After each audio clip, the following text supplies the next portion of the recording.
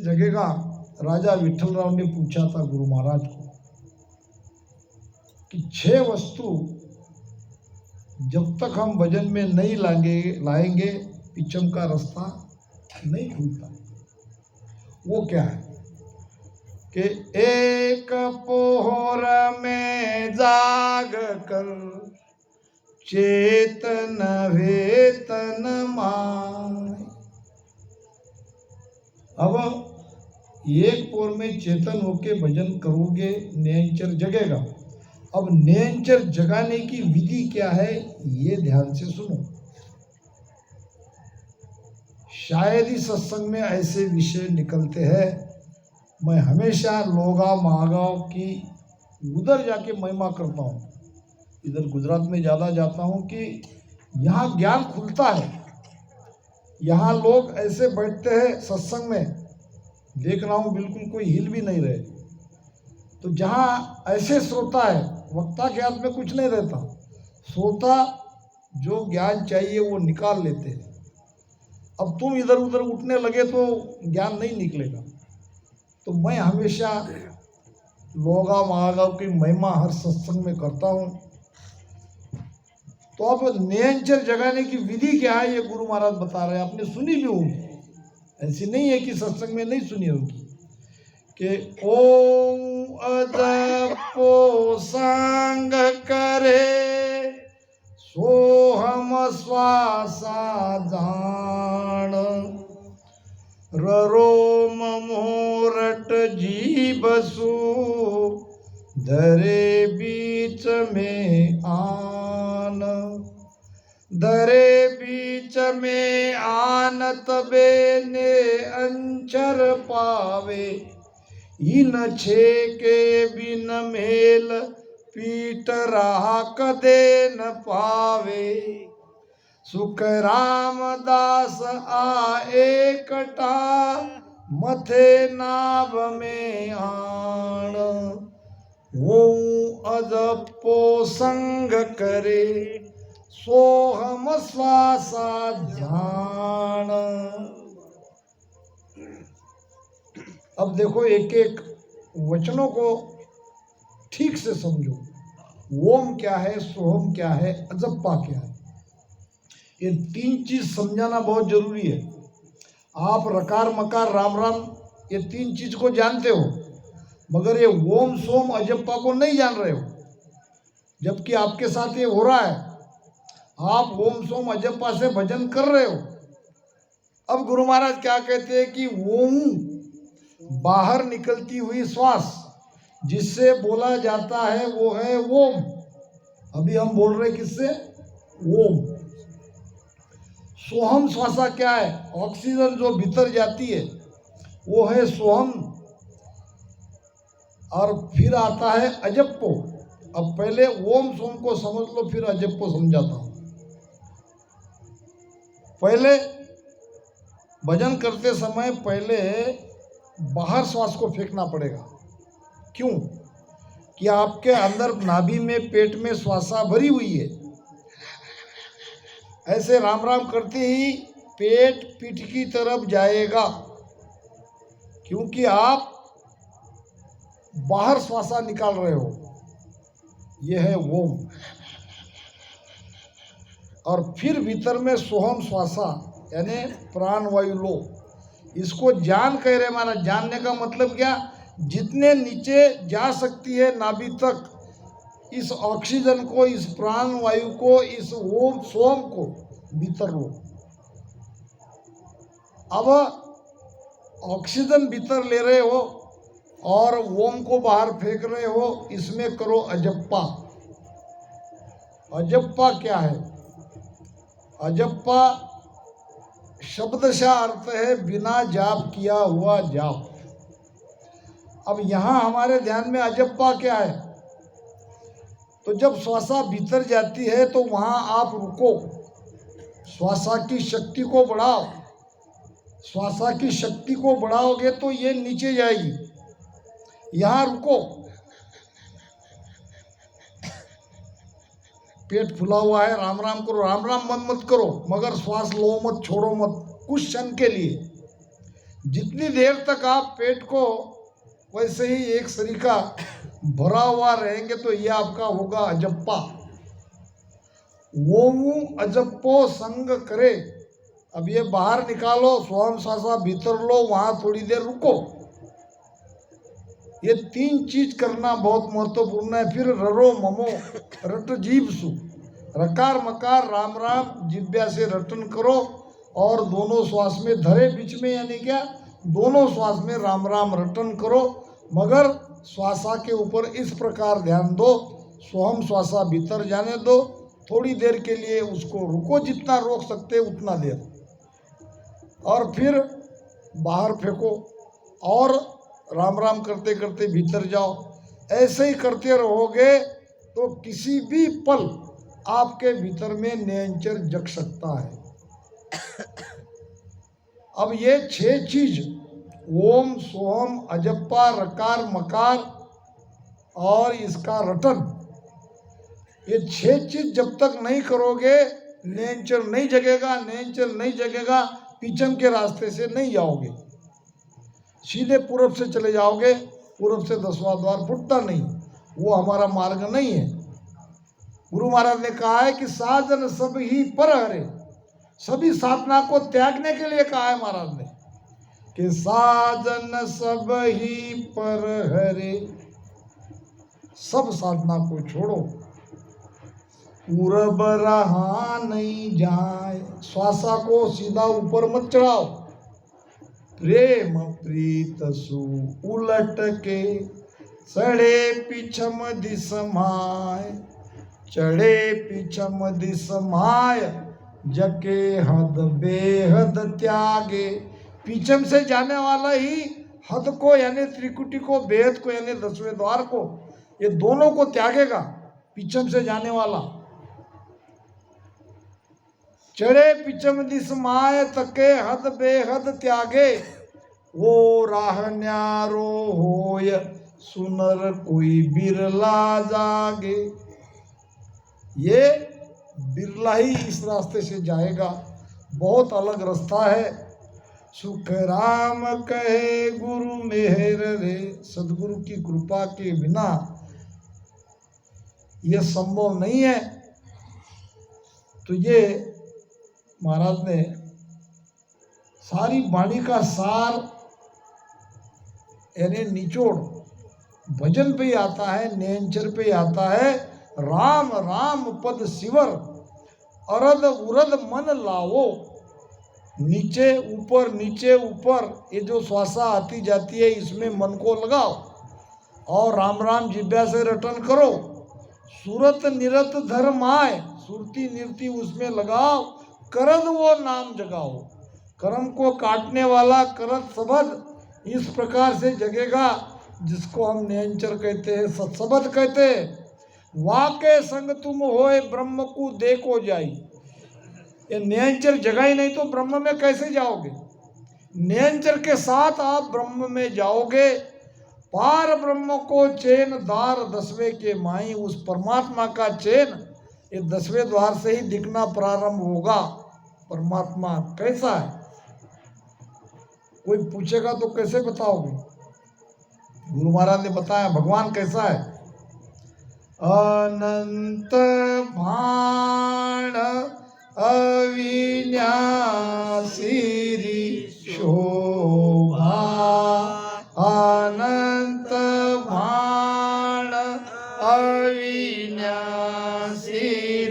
शोभा, सुरत निरत सैया चाली है जो बा, सुरत निरत सैया चाली है जो बा, अड़ा पीगड़ा सुखमण नारी, अड़ा पीगड़ा सुखमण नारी, हाय वारा रूप जय वारा रूप निहारत हाय, मारा गुराधी राधे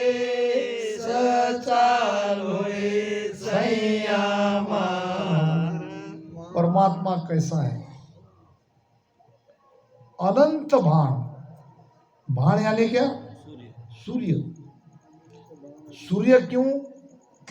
कि प्रकाश से सूर्य का प्रमाण लिया है।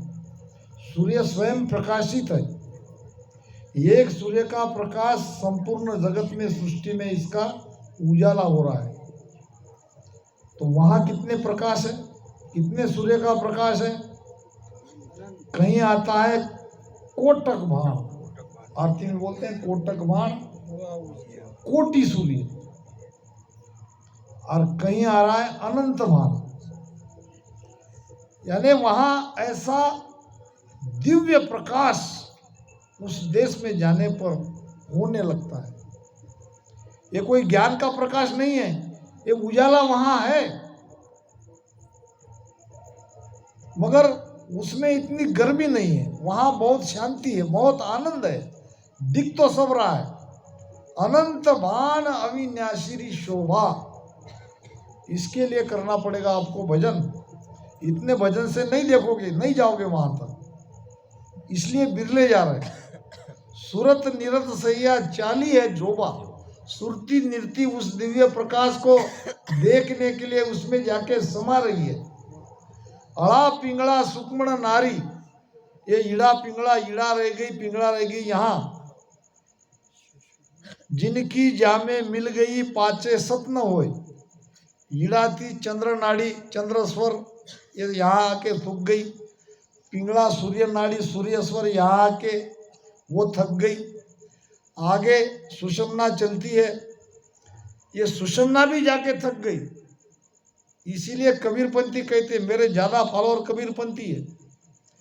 महाराज तुम तो ईड़ा पिंगला सुक्मणा की बात करते, कबीर साहब तो कहते ईड़ा विंसे पिंगला विंसे, विंसे सुषमना नारी। तो वहां तो उस देश में ईड़ा पिंगला तो नहीं जाती, तुम कैसे कहते हो?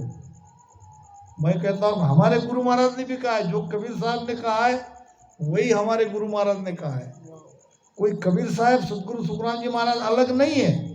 तो मैं आपको प्रमाण बताता हूँ।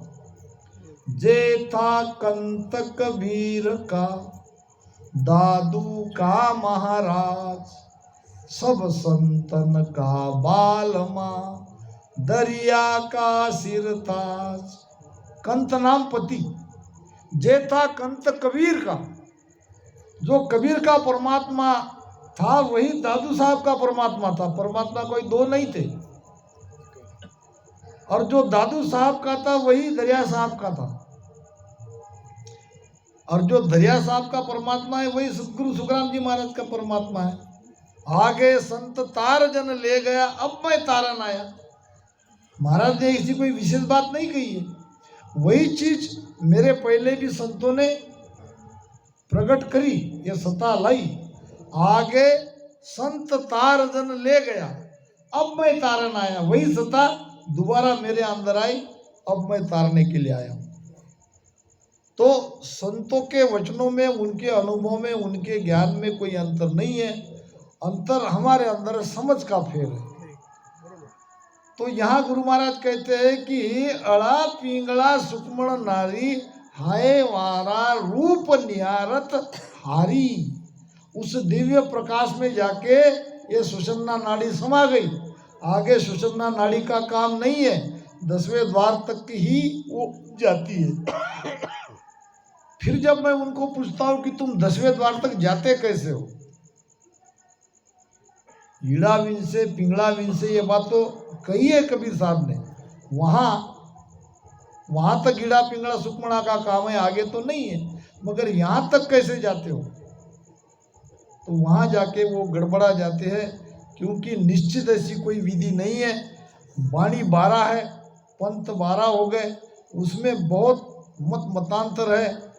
इसलिए इतना ऊंचा ज्ञान रहते पर भी, इतना जगत में कबीर साहब का ज्ञान फैला है, फिर भी एक लाइन एक धारा आज भी नहीं है, उनमें कई मतांतर है। और यहाँ जो है हमारे पास एक ही वाणी है, एक ही ज्ञान है, एक ही भेद है। तो महाराज कहते हैं पार ब्रह्म को चैन द्वार 10वें के माई। क्या चैन? कोटि सूर्य का प्रकाश ध्वनि के साथ, आनंद के साथ, बिना किए 24 घंटे ये सब होते रहता है। आपके हाथ में कोई बात नहीं रहती, आप चाहे तो भी होता है, आप नहीं चाहे तो भी होता है। पार ब्रह्म को चैन द्वार 10वें के माई, सुखराम कहे सुन तातिया आ विद दी गुरु लाए। गुरु ने ये भेद बताया, ये विधि बताई। रामचंद्र तब हर्ष के बैठा ध्यान लगाए। आगे महाराज कहते हैं रमता संग रमू जुगमाई। तो रमता ये श्वासा रम रही है, तो श्वासा के साथ में ही हमको मन को लगाना है, मन को भटकने नहीं देना है, श्वासा में लगाना है और तभी ये मन आपका शिष्य बनेगा। शिष्य किसी को नहीं बनाना है, आप ही गुरु हो, आप ही शिष्य हो। शिष्य आपका मन है। एक डाल दो पंछी बैठे, एक गुरु एक चेला हो, एक गुरु एक चेला। गुरु की करनी गुरु जाने, चेला की करनी चेला तारी। कंचन सी काया रो भरोसो, हुनर मारा जीवन हरि गुण गाले। कौन सी डाल? ये शरीर रूपी डाल पे कौन से दो पंछी बैठे हैं? एक गुरु है, एक चेला है। गुरु कौन है? हमारी आत्मा। चेला कौन है? हमारा मन। ये मन को ही तो चेला बनाना है। इन मन को शिष्य कीना। चेला बनाने का मतलब जहां जितनी देर चेला क्या करता है? चेला गुरु की आज्ञा में रहता है। तो जितनी देर हम भजन करेंगे उतनी देर मन भटकेगा नहीं, क्योंकि मन बन गया आप चेला। तो चेला कहीं गुरु को छोड़ के नहीं जाएगा। सत शब्द सो गुरु हमारा। गुरु कौन है? सत शब्द। अब ये थोड़ा इसको और समझो, नहीं तो क्या होता है कि सत्शब्द गुरु करके शरीरधारी को गुरु नहीं मानना है, ऐसा नहीं होता है। ये समय समय पर ज्ञान दिया है। पहले कबीर साहब के वचनों से सुन लेते हैं, फिर आपको पूरी तरह से ये खुला हो जाएगा। क्या कहते हैं कबीर साहब कि ये जो सुरती हमारी है, ये सुरती ताते पड़ गयो दूर। सुरती मन के साथ रहने से परमात्मा से हम दूर हो गए। सुरती बांध स्थिर करो आटो पोहर हुजूर। अब सुरती कैसे बंधेगी? तो शब्द बिना सुरती आंधरी कहो कहाँ ते जाए। शब्द के बिना सुरती आंधी है, कहो कहाँ ते जाए, द्वार न पावे शब्द का। अब यहाँ आपने ध्यान देके सुना होगा, गुरुजी तो 2 बार शब्द आया है। पहला शब्द कहाँ आया? शब्द बिना सुरती आंधरी कहो कहाँ ते जाए, शब्द आया ना। द्वार न पावे शब्द का। अब क्या आया है? दोबारा शब्द आया। ये कौन सा शब्द है? ये कौन सा शब्द है? पहला शब्द है तो ये शब्द नियंचर। शब्द के बिना सुरती आंधी है, शब्द के साथ सुरती लगी रहती है, वरना सुरती नहीं लगती। सुरती फंसी संसार में, शब्द नहीं है तो सुरती मन के साथ संसार में फंसी है। सुरती यानी हमारा ध्यान, सुरती यानी हमारी स्मृति, हमारी याद, सब कुछ हमारा संसार में लगा हुआ है मन के साथ। अब उसको वहां से लाना है तो उसको चाहिए आधार शब्द का, और शब्द आता है सदगुरु से। शब्द आता है सत्ताधारी सदगुरु के माध्यम से। तो पहला तो सत्ताधारी सदगुरु ही सदगुरु है, फिर बाद में आगे आपको सदगुरु को भी छोड़ना पड़ेगा। सदगुरु भी एक जंपिंग पॉइंट है। सदगुरु को साथ लेके अमरलोक में नहीं जाओगे। जंपिंग पॉइंट समझते हो? ये जंप है, यहाँ से आपको कूदना है, यहाँ तक आपके साथ गुरु है, यहाँ कूदने के बाद तो अकेले की यात्रा है। वहाँ शरीरधारी सदगुरु भी छूटेगा, फिर भीतर के शब्द के साथ कब की यात्रा होगी। द्वार न पावे शब्द का, यानी परमात्मा का, ये शब्द परमात्मा के लिए कहा है। तो यहाँ सत्शब्द सो गुरु हमारा, यानी क्या, परमात्मा हमारा गुरु है। आत्मा का गुरु परमात्मा है, आत्मा का पति परमात्मा है। सबकी आत्मा स्त्रीलिंगी है, पुरुष की भी आत्मा स्त्री है, स्त्री की आत्मा भी स्त्री है, और इन सबका पति एक है, वो है परमात्मा। सत शब्द सो गुरु हमारा, तत्त तिलक सिद्धीना, तत्नाम ब्रह्म। ब्रह्म ज्ञान जब हो गया, हम तिला लगाते हैं यहाँ। क्यों लगाते? कि यहाँ से ब्रह्म की अनुभूति अनुभव होती है। ये तो बायांग है तिला लगाना, मगर यहाँ हमारा ध्यान आते ही हमको ब्रह्म की अनुभूति होने लगती है।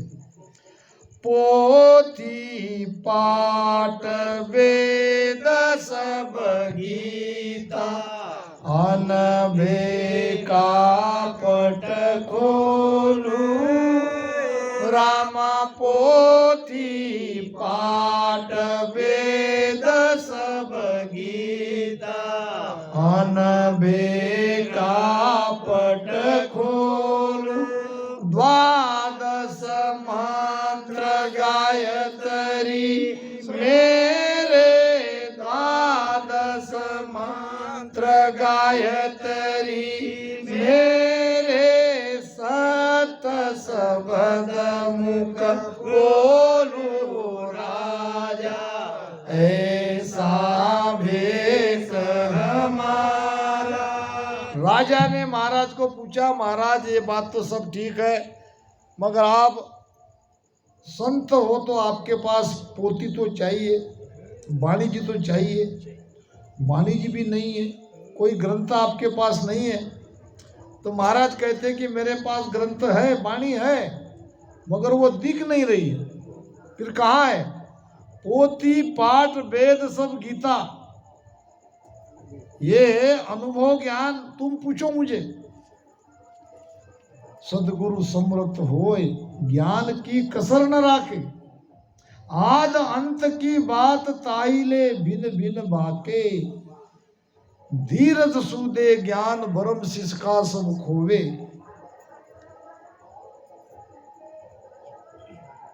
उलझे को सुलझाए दे, ए सदगुरु ए नाम, और बाकी का सुखराम कहे कन पुकारा ज्ञान। कान फूकने वाले में और सदगुरु में बहुत अंतर है। सदगुरु ज्ञान में समर्थ रहते हैं, आप जो पूछेंगे उसका जवाब दे देंगे, उसको पढ़ने की ढूंढने की आवश्यकता नहीं है, भीतर ही अनुभव उनकी खुलती है। तो महाराज कहते हैं कि मेरे पास पोथी भी है, वेद भी है, गीता भी है। तो वो मेरा अनुभव ज्ञान ही पोथी है, यही गीता है, यही वेद है। अनभे का पट खोलू, अनुभव मेरे भीतर शब्द का अनुभव है, और द्वादश मंत्र गायत्री मेरे, ये 12 कमलों का छेदन मैंने किया है, यही मेरे गायत्री मंत्र है। गायत्री मंत्र ओम भूर्भुवः तत्सवितुर्वरेण्यं भर्गो देवस्य धीमहि धियो यो नः प्रचोदयात्, ये गायत्री मंत्र है। मेरे गायत्री मंत्र कौन से? कंठ से राम राम लेके भीतर के 12 कमलों को छेदन मैंने कर लिया, इसमें मेरी अनुभव खुल गई, इसमें सारा संसार का ज्ञान आ गया। कोई ज्ञान छिपा हुआ नहीं रहता है। तीन लोक की कल सब जाने, तीन लोक की कल सब जाने, ब्रह्मा बिसन लग सोई बे, ब्रह्मा बिसन लग सोई बे, के सो सुख राम परम पद प्रगट, ये सुख राम परम पद प्रगट, सब सुन्यारा होई वे, सब सुन्यारा होई वे, समझ समझ हंसा सन्मुख रेणा, समझ समझ हंसा सन्मुख रेणा, ज्ञान सुलो सत तोलो वे, ज्ञान सुनो सत तोलो वे, जे कछु और माने नहीं तुम जे ने नहीं तुम सु, बचन तो सुल्या बोलो वे, बचन तो सुल्या बोलो वे, समझ समझ हंसा, हे हंसा परमात्मा के सम्मुख रहना है तो मैं कहता हूं ये करो। क्या करो? ज्ञान सुनो और ज्ञान में जो सत्य बताया है उसको भीतर में तोलो, भीतर में उसको प्रकट कराओ। और जब तक प्रकट नहीं होता है तो कम से कम दूसरे के लिए अच्छे शब्द का उच्चारण करो, महिमा करो, किसी की निंदा मत करो। महाराज ने कई जगह कहा है कि मन मारो माया छोड़ो ममता राखो घेर, कुबूद जलाओ काम नहीं रे सुरत सास दिस पे। दो महान ज्ञानी थे, ज्यादा ज्ञानी कहेंगे, सामान्य से भी ज्यादा। दो विद्वान थे, एक संत के पास आए। महाराज, उसने कहा बोलो भाई, हमें लगता है कि भगवान ने बहुत बड़ी बड़ी गलतियां करी है, लोगों की उस पर नजर नहीं है, और हम परमात्मा की गलती निकालने के लिए जाते हैं। क्या तुम्हें नहीं लगता भगवान ने गलती करी है?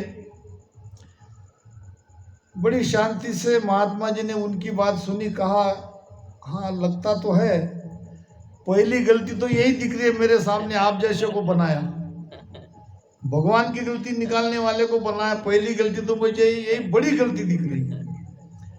इतना कहते ही दोनों निकल गए भगवान की गलती ढूंढने के लिए। अब एक छोटी सी बेल थी पतली, वो क्या आता है, वो बड़ा फल अपना कद्दू का इतना बड़ा रहता ना, इससे भी ज्यादा बड़ा रहता है, और उसकी बेल कितनी छोटी सी। पेन डायरी लेके दूसरा मित्र तैयार था, इसने कहा लिखो भगवान की गलती। गलती नंबर 1, इतनी छोटी सी बेल और इतना बड़ा फल। लिख लिया और ढूंढने लग लिए गलती। आगे दिखा एक आम का पेड़, कच्चे आम लगे थे, इतने इतने छोटे छोटे छोटे। उसने कहा मित्र को, देख रहे हो इतना बड़ा पेड़, फल कितना। गलती नंबर 2, गलती नहीं तो क्या है। अब लिख लिया उसने। इतने में आई हवा, ऊपर से कच्चा आम गिरा उसके नाक पे, जोर से, इतने जोर से गिरा कि चक्कर खा के गिर गया। ऐसे कान बीन दबाए, चिल्लाया, कोई पानी लेके आया, पानी पिलाया, थोड़ी देर में उठ गया। उसने कहा तुमने भगवान की गलती लिखी क्या? उसको काटो, भगवान की गलती नहीं है, जो उसने किया है वो। अगर इतने बड़े पेड़ को इतना बड़ा फल अगर लगाता, वो अगर आज मेरे नाक पे पड़ गया तो आज मैं जिंदा। उसने जो किया है वो सही किया है। साईं रखे जहाँ हंस रेवे, जहाँ भेजे तहाँ जावे। जैसे राम जी हमें रखते हैं वैसा हमें रहना पड़ेगा। जैसा